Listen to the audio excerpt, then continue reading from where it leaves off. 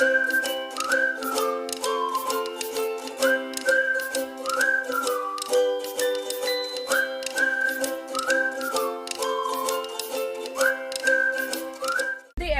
I'm Karen and Perez, and today I'm going to discuss PSA 260 entitled Communication with Those in Charge with Governance. So we all know that auditors are required to communicate with those in charge with governance. So even before pa ng audit procedure, nakikipag-communicate na sila para mapag-usapan yung about sa engagement. And sino-sino nga ba yung mga in charge sa governance? Sila yung mga board of directors, audit committee, and also the management. So, communication with the audit committee. Audit committee is one of those in charge with governance, sabi ko kanina, diba? So, according to IS 260, the auditor should communicate audit matters of governance interest arising from the audit of financial statements with those in charge with governance of an entity. So, later on, we will have a separate discussion about the audit matters. So, let's talk about first governance. So, governance is a term used to describe the role of a person entrusted with the supervision, control, and direction of an entity. So, yung governance daw, sila yung mga namamahala sa loob ng kumpanya. Kumbaga, sila yung gumagawa at nag-i-implement ng mga rules and regulation within an entity. And dapat, itong mga nasa governance na to, meron silang iisa lang goals and objective. Dapat nagkakaisa sila dun para maging successful yun. Kasi sa isang kumpanya lang naman sila nagtatrabaho, so dapat walang conflict between them. So next is the audit committee. It is a body formed by the company's board of directors to allow the board to focus with issue affecting external reporting and in some cases, internal control. So itong audit committee ay ginawa siya ng mga board of director. They're responsible for audit procedures, system of internal control, and also the compliance with laws and regulation. Etong audit committee, sila yung responsible sa paghahanap. When it comes to external auditing, sila yung naghanap ng firm na perfect para sa business nila. And sila din yung nagde-decide kung kanino sila makikipag-engage at sila din yung responsible para makipag-communicate doon during ng procedure. Next is the governance structures. The structure of governance vary from country to country reflecting cultural and legal backgrounds.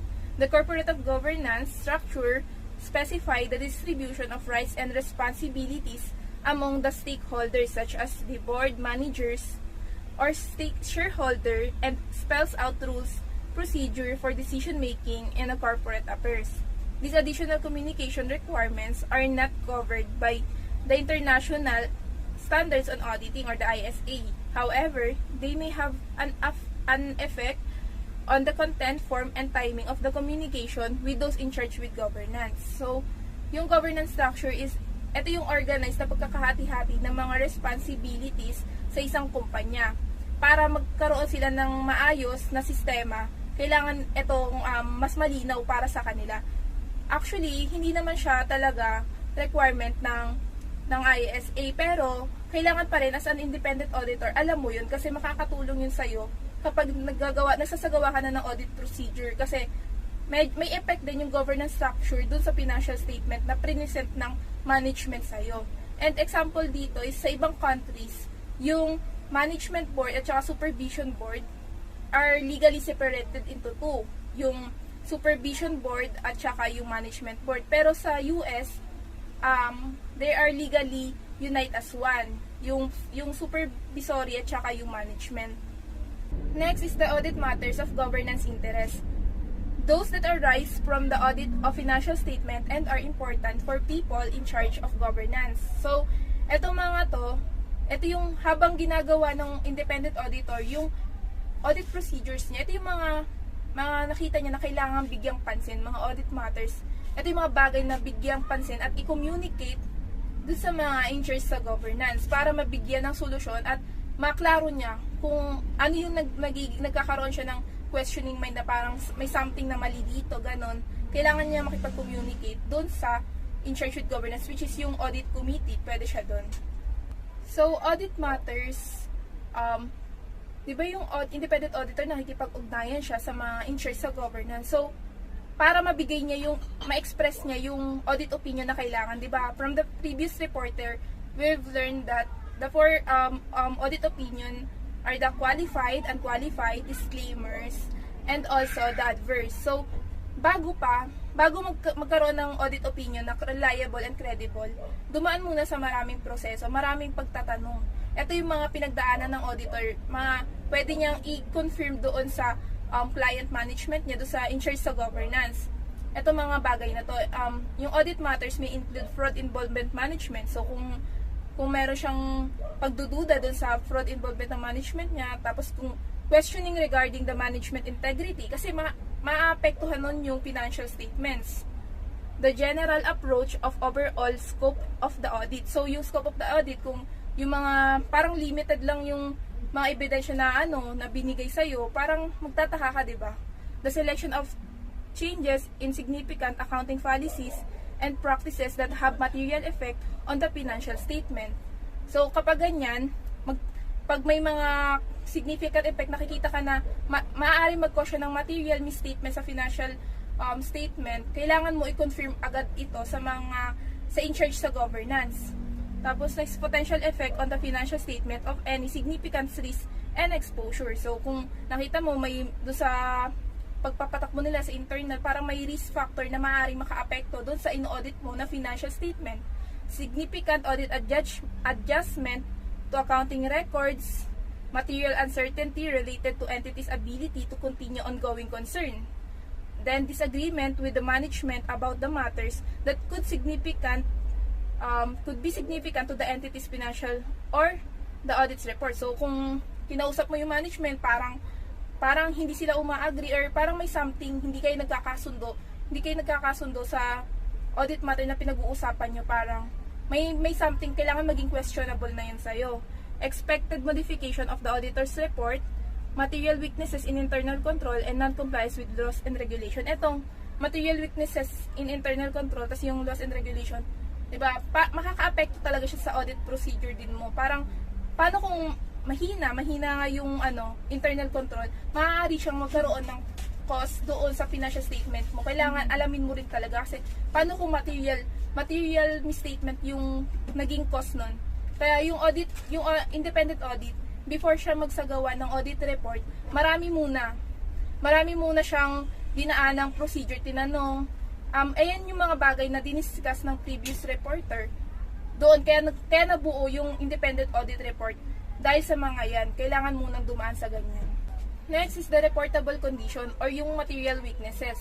Major internal control problems should be reported to management and where necessary, the board of directors in deciding whether a matter reportable condition, the auditor should consider the factors such as the size of the company and its ownership characteristic, the organizational structure, and the complexity and diversity of the company's activity.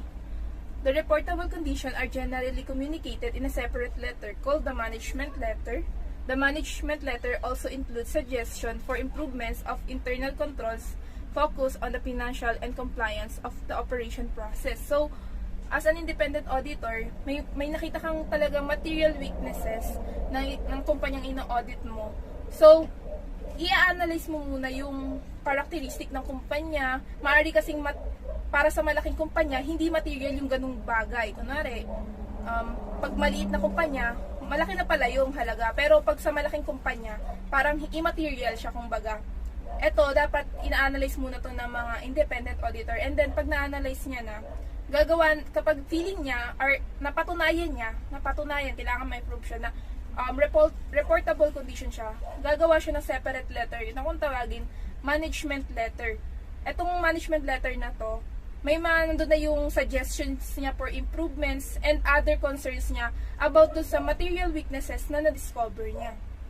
Fraud and non-compliance with laws. As required by IAS 240, the auditor should communicate to management any material weaknesses in internal controls related to prevention and detection of fraud and error, which have come to auditor's attention as a result of the performance of the audit. Based on the risk assessments, the auditor should design audit procedure to obtain reasonable assurance that misstatements arising from fraud and error that are material to financial statements taken as a whole and detected. And yan, di ba, yung pinag-aralan na rin natin yan before na yung fraud and non-compliance with laws. Parang yung one of one of the ginawang design ng auditors, independent auditors, is ma-detect nila with reasonable assurance kasi not absolute. Maraming limitations kung bakit hindi absolute na ma-detect nila lahat ng frauds. Pero kapag meron na silang na-detect, feeling nila material to, pag hindi naman material, pwedeng parang i-report na lang nila na ganyan, pero hindi na nila yun i-big deal. Pero however, kapag material, yung fraud and non-compliance with laws na-encounter nila sa internal control na maaaring maka-apekto dun sa pag-audit nila ng financial statements, kailangan nilang gawan to ng nararapat na action. Yun nga yung dapat yan kino-communicate din to those in charge with governance para magkaroon tayo ng agarang solusyon. Kung ayaw nilang ayusin yun, edi bigay natin yung audit opinion na nararapat sa kanila. Let's proceed with the auditor's withdrawal. So, if an auditor concludes that it is not possible to continue performing the audit as a result of misstatement resulting from fraud or suspected fraud, withdrawal from the engagement must then seriously consider if the auditor withdraws. He should. Ito yung mga dapat niyang gawin if nag-decide na siya mag-withdraw.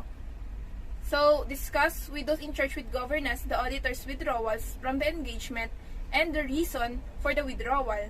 Next is consider whether there is a professional or legal requirement to report to regulatory authorities the auditor's withdrawal from the engagement and the reasons for the withdrawal. So, there are circumstances na magti-trigger sa auditor na mag-withdraw from the engagement. So, halimbawa, nakakompromise na yung pagiging independence ng auditor sa company na yon. Halimbawa, yung company is pinipressure siya na eto gawin mong favorable sa amin yung gatong result. Kung hindi, parang binablockmail sila na kung hindi ka na namin kukunin susunod na kontrata. So, pag ganun nakakompromise na yung pagiging independence mo resulting from fraud ng company, pinipressure ka nila, binablockmail, pwede ka na mag-withdraw doon. And then next is yung nagiging argumentative na. So, nagiging argumentative na yung management, hindi na kayo nagkakasundo sa mga bagay-bagay dahil mas gusto nila maging mas favorable sa kanila ngayong result kahit na may nakikita kang fraud and misstatements sa financial statements nila. So, hindi ka na makapag-isip ng tama, hindi ka na objective. So, makaka-apekto na yun sa ginagawa mo, sa audit procedures mo. So, maaari ka nang mag-withdraw. So, pero hindi siya basta-basta. Kailangan i-discuss mo talaga with those in charge with governance. At saka, i-consider mo lahat ng professional or legal requirements kung ire-report mo ba yung mga fraud and misstatements na nakita mo, kaya ka nag-withdraw. Yun yung dahilan kung bakit ka nag-withdraw from the audit procedures, from the audit engagement. Next, we have the long-form audit report.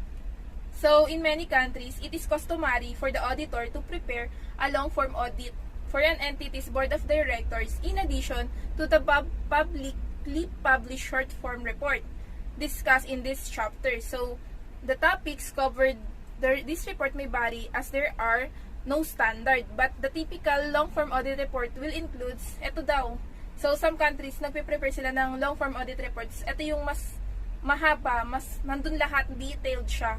Ito yung mga pinag-uusapan doon, ay yung laman, yung overview ng audit engagement, analysis ng auditor sa financial statements, and discussions risk management and internal control na maaaring may effect doon sa audit procedure na ginagawa niya sa financial statement. Next is various optional topics subject to the circumstances. So, kung ano yung feeling mo kailangan pag-usapan, material siya, ganyan. Auditor independence and quality control, and also the fees, yung bayad.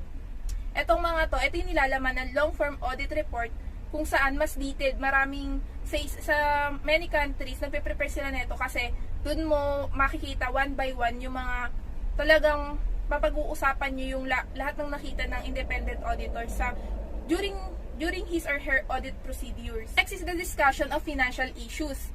So, ito yung maaaring laman talaga ng long-form audit report pag may nakita ka as an independent auditor. It highlights financial statements, accounting issues need to be clarified. Several issues may require judgment in accounting such as provisions, accruals, and contingent liabilities.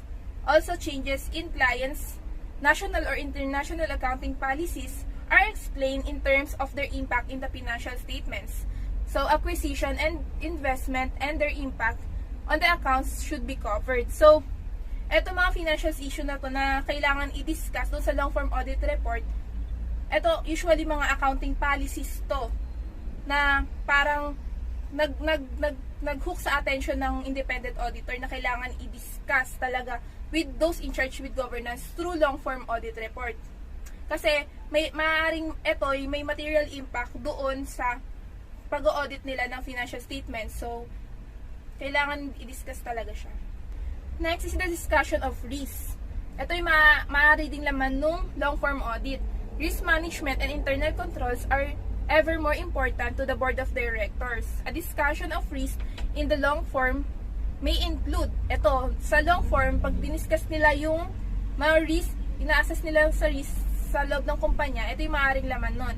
Yung major operational and financial risk, effectiveness of the client's risk management, quality of internal reporting and management accounting, fraud and irregularities, ethics compliance, and special areas such as treasury, new business, and quality control. Ito mga risk na to, kaya nga siya risk, diba? Parang maaari siyang magdulot ng hindi maganda. If risk is not eliminated, at least mami-minimize natin. Kaya kailangan din talaga siyang ilagay doon kasi maaaring etong mga risk na to, magkaroon siya ng impact doon sa materiality ng financial statement. Kaya i-discuss din siya doon sa long-form audit report. We have the internal control weaknesses.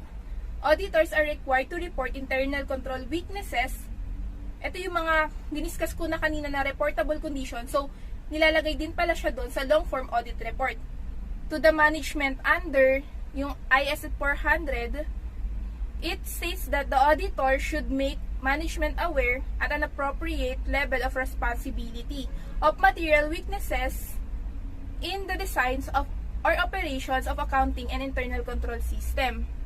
So, kasi yung mga internal control weaknesses or yung reportable condition, maaari siya magkaroon ng material effect doon sa financial statement na ino-audit. So, kailangan talaga rin siyang i-discuss with those in charge with governance. And other topics that should be discussed, ito yung maaaring i-discuss. There may be topics na typically addressed that the auditor may feel warrant discussion because of the circumstances of the company, the economy, or the audit. This topic may include tax, pension, treasury function, and audit-related requirements. Ito yung mga matters na gusto pang i-discuss ng independent auditor. Maaari niya daw ilagay ito doon sa other topic discuss. Yun yung mga example niya is tax, pension, treasury function, and audit-related requirements na maaaring meron din talagang material effect doon sa financial statement. Yun lang. Thank you very much. Again, I'm Karen and Perez from CBET 01702P.